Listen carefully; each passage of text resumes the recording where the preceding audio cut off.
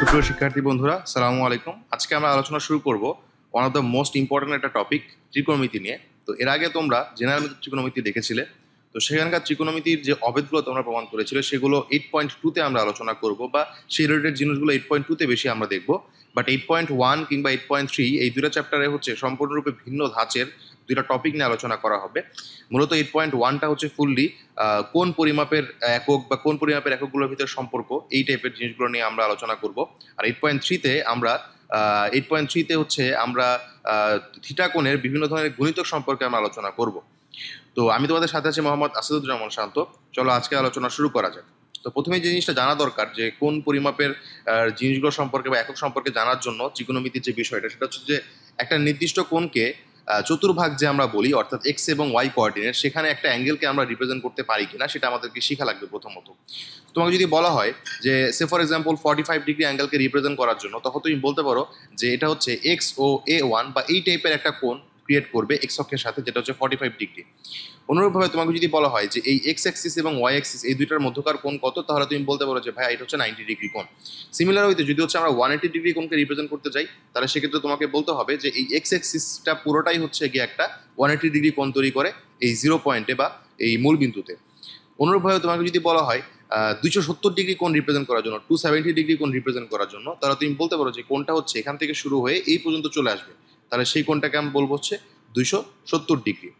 তো এভাবে করে আলটিমেটলি আমরা ধনাত্মক কোণ এবং ঋণাত্মক কোণ নামে দুইটা কোণে আমাদের প্রথমত যে কোনো কোণকে সংজ্ঞায়িত করতে পারি। ধনাত্মক কোণ কাকে বলে এবং ঋণাত্মক কোণ কাকে বলে যদি বলা হয়, তাহলে সেটা হচ্ছে যে ঘড়ির কাঁটা যদি বিপরীত দিকে ঘুরে, ঘড়ির কাঁটা যদি বিপরীত দিকে ঘুরে তখন তাকে আমরা ধনাত্মক কোণ বলবো, এবং ঘড়ির কাঁটার দিকে যদি ঘুরে তাহলে সেক্ষেত্রে সেটাকে আমরা বলবো নেগেটিভ কোণ। তার মানে আমরা জানি যদি এটা ঘড়ি তুমি আঁকো, তাহলে সেক্ষেত্রে ঘড়িটা এই বরাবর ঘুরবে, তাহলে এই বরাবর যদি ঘুরে, তাহলে এই বরাবর যদি অ্যাঙ্গেলটা ঘুরতে থাকে, সে ফর এক্সাম্পল তুমি একটা অ্যাঙ্গেল নিলা এই বরাবর, তাহলে অ্যারো চিহ্নটা যদি ঘড়ির কাঁটার দিকে ঘুরে তাহলে সেটাকে আমরা বলবো হচ্ছে নেগেটিভ অ্যাঙ্গেল। এটার নাম কি? এটার নাম হচ্ছে নেগেটিভ অ্যাঙ্গেল। সিমিলারলি যদি ঘড়ি কাঁটার বিপরীত দিকে ঘুরে, যেমন ধরো এই বাম দিকে ঘুরতেছে, এটা বাম দিকে ঘুরতেছে, তাহলে এই অ্যাঙ্গেলটাকে বলবো হচ্ছে আমরা পজিটিভ কোণ বা ধনাত্মক অ্যাঙ্গেল। তো ধনাত্মক কোণ বা পজিটিভ অ্যাঙ্গেল, ঋণাত্মক কোণ বা ঋণাত্মক অ্যাঙ্গেল, নেগেটিভ অ্যাঙ্গেল, এগুলো আশা করি আমরা বুঝতে পারছি যে ঘড়ির কাঁটার দিকের সাথে যদি ঘুরে তাহলে সেক্ষেত্রে নেগেটিভ, আর ঘড়ির কাঁটার বিপরীত দিকে ঘুরলে সেটাকে আমরা পজিটিভ ধরবো। এবারে আমরা যদি হচ্ছে 430 ডিগ্রি এবং 545 ডিগ্রি এই দুইটা কোণের কোন চতুর্ভাগে অবস্থান করবে সেটা যদি নির্ণয় করতে যাই, তাহলে সেক্ষেত্রে দেখো যেটা আমরা করব, আমরা প্রথমত হচ্ছে এখানে অনেকগুলো বর্ণনা দেওয়া হয়েছে, এগুলো আমি এখন বলতে যাচ্ছি। তো 430 ডিগ্রি অ্যাঙ্গেলটা প্রথমত তোমাকে দেখতে হবে এটা পজিটিভ অ্যাঙ্গেল নাকি নেগেটিভ অ্যাঙ্গেল। যেহেতু তুমি বুঝতেই পারতেছো এর আগে কোনো নেগেটিভ চিহ্ন নাই, তাহলে অবশ্যই 430 ডিগ্রিটা হচ্ছে একটা পজিটিভ অ্যাঙ্গেল। তাহলে 430 ডিগ্রিটা পজিটিভ অ্যাঙ্গেল যদি হয়, তাহলে সেক্ষেত্রে এটাকে আমরা বাম দিক থেকে ঘোরা শুরু করবো, অর্থাৎ এই এক্স অ্যাক্সিস থেকে শুরু করে আমরা এদিকে যাওয়া শুরু করবো। এখন দেখো আমরা এক্স অ্যাক্সিস থেকে যদি আমরা চিন্তা করি, এখানে শুদ্ধভাবে দেওয়া আছে একদম ফুললি, আমি তারপরে এদিকে রাফ করতেছি, যে এখান থেকে শুরু করে এই পর্যন্ত আসলে 90 ডিগ্রি অ্যাঙ্গেল হলো, 90 ডিগ্রি অ্যাঙ্গেল থেকে এই পর্যন্ত আসলে 180 ডিগ্রি অ্যাঙ্গেল হলো। এখান থেকে যদি এদিকে আসি তাহলে সেক্ষেত্রে 270 ডিগ্রি অ্যাঙ্গেল হলো। এখান থেকে যদি এদিকে যাই তাহলে সেক্ষেত্রে পুরো একবার ঘুরে আসলে সেখানে আমরা কত ডিগ্রি কোণ ক্রিয়েট করলাম, পুরোটা যদি একবার ঘুরে আসি তাহলে সেক্ষেত্রে আমরা 360 ডিগ্রি কোণ তৈরি করলাম, তাই না? 360 ডিগ্রি কোণ তৈরি করলাম। এখন আমাদেরকে যেতে হবে 430 ডিগ্রি পর্যন্ত। তাহলে দেখো আমরা যেটা করলাম, 430 ডিগ্রিকে 360 এবং 70 ডিগ্রি হিসেবে ভেঙে লিখলাম। তাহলে 360কে আবার হচ্ছে 90 ডিগ্রি এর 4 বার গুণ দিয়ে লিখলাম, অর্থাৎ 4 × 90 ডিগ্রি ফর্মেটে লিখলাম, প্লাস 70 ডিগ্রি লিখলাম। তার মানে কি আমরা আমরা জানি যে দুইটা রেখার মধ্যকার কোণ হচ্ছে 90 ডিগ্রি, এই দুইটা রেখার মধ্যকার কোণ হচ্ছে 90 ডিগ্রি। তো এরকম 90 ডিগ্রি কয়বার যাবো? 4 বার যাবো। কয়বার গেলাম দেখো, একবার গেলাম, দুইবার গেলাম, তিনবার গেলাম, 4 বার গেলাম। 4 বার যাওয়ার পর 70 ডিগ্রি, তার মানে 70 ডিগ্রিটা অবশ্যই বুঝতে পারতেছো যে 70 ডিগ্রিটা অবশ্যই দুইটা রেখার মাঝের কোনো জায়গায় অবস্থিত হবে। তাহলে সেক্ষেত্রে মনে করলাম এইটুকু অ্যাঙ্গেল হচ্ছে 70 ডিগ্রি। তাহলে সেক্ষেত্রে এখান থেকে শুরু হয়ে পুরোটা ঘুরে এই পর্যন্ত চলে আসলে যে কোণটা ক্রিয়েট হবে সেটাকে আমরা বলবো 430 ডিগ্রি। সিমিলার ওয়েতে যদি আমরা 545 ডিগ্রি অ্যাঙ্গেলকে আমরা রিপ্রেজেন্ট করতে যাইতাম, তাহলে সেক্ষেত্রে কি করা লাগতো বলতো? আচ্ছা, এখানে একটা ইম্পর্টেন্ট বিষয়, দেখতে পাচ্ছি যে এই লাস্ট মাথাটা কোন কোয়াড্রেন্টে আছে? ফার্স্ট কোয়াড্রেন্টে আছে। তাহলে সেক্ষেত্রে আমরা বলবো যে 430 ডিগ্রি কোণটা প্রথম চতুর্ভাগে অবস্থান করবে, 430 ডিগ্রি কোণটা প্রথম চতুর্ভাগে অবস্থান করবে। সিমিলারলি যদি আমরা 545 ডিগ্রি অ্যাঙ্গেলটা নিয়ে যদি কাজ করতে যাই, তাহলে 545 ডিগ্রি অ্যাঙ্গেলটাকে হচ্ছে আমরা কিভাবে রিপ্রেজেন্ট করতে পারি? 545 ডিগ্রি অ্যাঙ্গেলটাকে হচ্ছে আমরা 540 প্লাস 5 ডিগ্রি এভাবে লিখলাম। এবার 540টাকে আমরা 6 নং 54 এই ফর্মেটে লিখলাম, 90 ডিগ্রি এর গুণিতক আকারে লিখলাম। তাহলে সেক্ষেত্রে কোন একটা অ্যাঙ্গেল কোন চতুর্ভাগে অবস্থান করবে এটা নির্ণয় করার জন্য আমাদেরকে প্রথমত যেটা করতে হবে, সেই অ্যাঙ্গেলটাকে ভেঙে 90 ডিগ্রি এর গুণিতক আকারে লিখতে হবে, প্লাস সামথিং আকারে লিখলাম। কারণ কি? কারণ আমরা জানি যে দুইটা রেখার মধ্যকার কোণ এগুলো হচ্ছে 90 ডিগ্রি রিপ্রেজেন্ট করে। তাহলে দেখো আমরা যদি এখানে যেহেতু দেখতে পাচ্ছি আমরা 6 × 90 ডিগ্রি, তাহলে সেক্ষেত্রে আমরা এটাকে কি বলতে পারি? আমরা এটাকে বলতে পারি যে 90 ডিগ্রি এটা 6 বার ঘুরবে। তাহলে দেখো এখান থেকে এই পর্যন্ত 1, এখান থেকে এই পর্যন্ত 2, এখান থেকে এই পর্যন্ত 3, এখান থেকে এই পর্যন্ত 4, এখান থেকে এই পর্যন্ত 5, এখান থেকে এই পর্যন্ত 6 যাওয়ার পরে এক্সট্রা করে কত ডিগ্রি?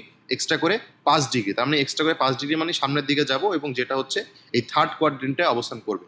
তাহলে আমরা বলতে পারি যে যেহেতু হচ্ছে এই কোণটা যদি হচ্ছে যে তোমার হচ্ছে কোন কোয়াড্রেন্টে অবস্থান করতেছে, যে লাস্ট মাথাটা 5 ডিগ্রি দেওয়ার পরে থার্ড কোয়াড্রেন্টে অবস্থান করতেছে, তাই আমরা এই কোণটাকে কি বলবো?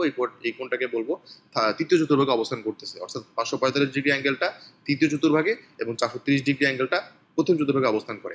এভাবে খুব সহজেই আমরা একটা অ্যাঙ্গেলকে ক্ষুদ্র অংশে ভাগ করব এবং সেটাকে হচ্ছে 90 ডিগ্রি এর গুণিতক আকারে লিখবো এবং প্লাস সামথিং যদি থাকে, ধরো যদি এখানে কোনো কারণে 540 ডিগ্রি অ্যাঙ্গেল থাকতো, তাহলে এটাকে তো তুমি 6 × 90 ডিগ্রি লেখার পরে প্লাস সামথিং কোনো কিছু লিখতে পারতা না। তাহলে দেখা যেত কি যে অ্যাঙ্গেলটা কোন পর্যন্ত থাকতো? দেখো 6 বার 90 ডিগ্রি যাবো, 1 2 3 4 5 6, তার মানে অ্যাঙ্গেলটা এই পর্যন্ত হইতো। তাহলে সেক্ষেত্রে তখন যদি তোমাকে বলতো সেটা কোন কোয়াড্রেন্টে অবস্থান করতো, তাহলে তোমাকে বলতে হতো স্পেসিফিকলি যে এটা এক্স অক্ষ বরাবর থাকবে, এটা কোনো ধরনের কোয়াড্রেন্টে যাবে না। তো যাই হোক, আমরা আশা করি এই জিনিসটা বুঝতে পারছি। তো সিমিলার ওয়েতে এখানে দুইটা কোণ দেওয়া হয়েছে নেগেটিভ অ্যাঙ্গেল। দেখো 520 ডিগ্রি, তো 520 ডিগ্রির আগে নেগেটিভ অ্যাঙ্গেল কথাটা লেখা আছে। তাহলে যেটা করতে হবে, নেগেটিভ অ্যাঙ্গেল থাকার কারণে আমরা এবার ঘড়ির কাঁটার বিপরীত দিকে না ঘুরে ঘড়ির কাঁটার দিকে ঘুরবো, এটাই হচ্ছে পার্থক্য। তাহলে 520 ডিগ্রিকে যদি হচ্ছে আমরা এভাবে লিখতে পারি 550 এবং 70 ডিগ্রি, সেই 550 450 এবং 70 ডিগ্রি, 450টাকে আমরা লিখতে পারি 5 × 90 ডিগ্রি এই ফর্মেটে। তাহলে এবার যেটা আমরা করবো, দেখো এবার আমরা যেটা করলাম, আমরা এবার হচ্ছে এদিক থেকে নিচের দিকে যাওয়া শুরু করলাম। এই বরাবর গেলাম 90 ডিগ্রি, এই বরাবর গেলাম 90 ডিগ্রি, এই বরাবর গেলে 90 ডিগ্রি, 90 ডিগ্রি, 90 ডিগ্রি। তাহলে 5 বার 90 ডিগ্রি যাওয়ার পরে আমাদের -5 × 90 ডিগ্রি আমরা পাচ্ছি। এবার আমাদেরকে -70 ডিগ্রি যেতে হবে। -70 ডিগ্রি যদি বলি, তাহলে সেক্ষেত্রে মাইনাসের দিকে মানে কি, ঘড়ি কাটার দিকেই ঘুরবো আমরা। তাহলে ঘড়ি কাটার দিকে ঘুরলে 70 ডিগ্রি পর্যন্ত গেলাম, তো সেটা অ্যাপ্রক্সিমেটলি এরকম একটা জায়গায় থাকে। তাহলে আমরা বলতে পারি যে -520 ডিগ্রি কোনটা, সেটা ঘড়ি কাটার দিকে ঘুরবে এবং সেটা কোন কোয়াড্রেন্টে অবস্থান করবে? থার্ড কোয়াড্রেন্টে বা তৃতীয় চতুর্ভাগে অবস্থান করবে।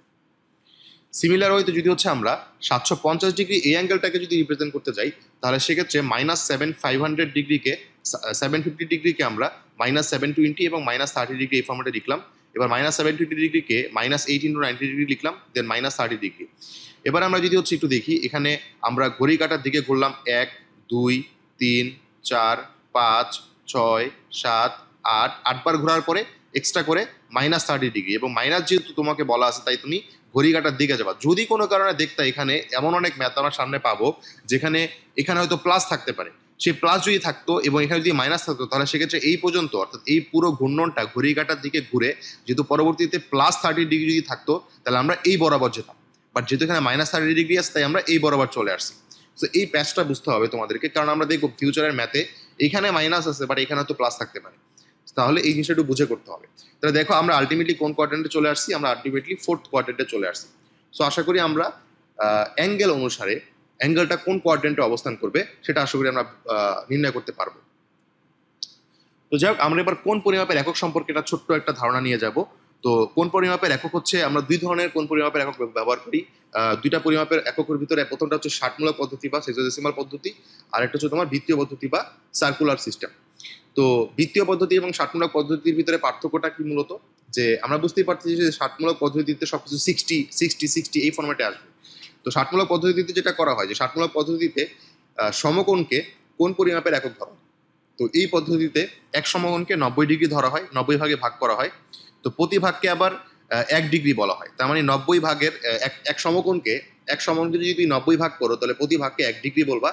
আর প্রতি 1 ডিগ্রিকে আবার আমরা 60 ভাগে ভাগ করতে পারি। তো প্রতি 1 ডিগ্রিকে যে 60 ভাগে ভাগ করবো, তো সেই প্রত্যেকটা ভাগকে বলবো 1 মিনিট, এবং সেই 1 মিনিটকে আবার আমরা 60 ভাগে ভাগ করতে পারি। সেই 1 মিনিটকে 60 ভাগে ভাগ করলে প্রত্যেক ভাগকে বলবো আমরা 1 সেকেন্ড। সো আমরা যদি এটাকে হচ্ছে একটু এভাবে এই ফর্মেটে যদি সাধারণভাবে লিখতে চাই, যে 60 সেকেন্ড সমান 1 মিনিট, 60 মিনিট সমান 1 ডিগ্রি, আর 90 ডিগ্রি সমান 1 সমকোণ, তাহলে এই যে অংশটা এটা আমরা কোথায় পাবো? এটা হচ্ছে আমরা সেক্সাডেসিমাল অথবা ষাটমূলক পদ্ধতিতে আমরা এই জিনিসগুলো মেজার করতে পারবো।